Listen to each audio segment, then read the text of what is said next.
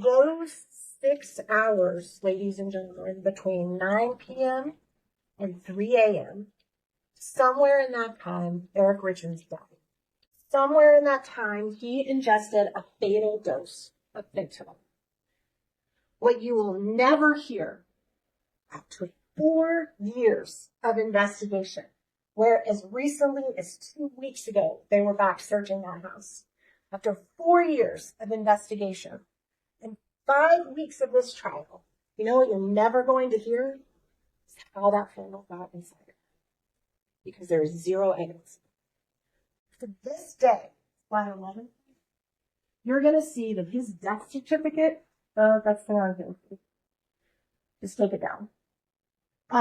Sorry about that. That's the wrong thing. His death certificate reads, but the manner of his death is still unknown to this day. You're going to hear testimony that a medical examiner has the ability to declare the manner of someone's death. It can be homicide, it can be suicide, it can be accidental overdose, it can be murder, it can be anything.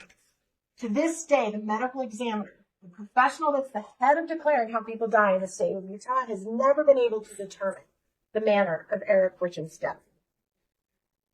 Now, you're going to hear first responders and law enforcement tell you that no fentanyl was found in the bedroom the night of his death. You're also going to hear them that they didn't search for it. You know, we've all seen the TV shows, the crime shows. What do you do if there's a murder, right? If you think there's a murder, tape it off. No one gets in or out. It becomes a crime scene. You search everything. You search the closet. You search the bathroom. You search the vehicles. You search the house. You search the office. They didn't do that.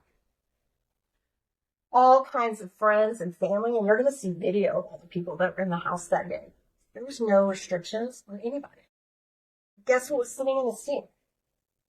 The books. They were sitting there. They were never taken. They were never tested. Nothing. The nanny ended up putting them in the dishwasher the next morning, and they still had fluid in them. You're going to hear the day after Eric died. Not day after, day of.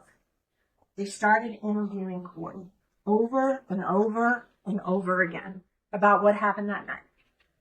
You're going to hear for yourselves that her explanation of what happened that night has never changed from that call you just listened to. As far as the timing, as far as what happened, never. Law enforcement secretly recorded her phone conversations for over a year after this incident. 2 years later, listening in to her conversations with her family to see if her story about what happened that night ever altered, ever changed.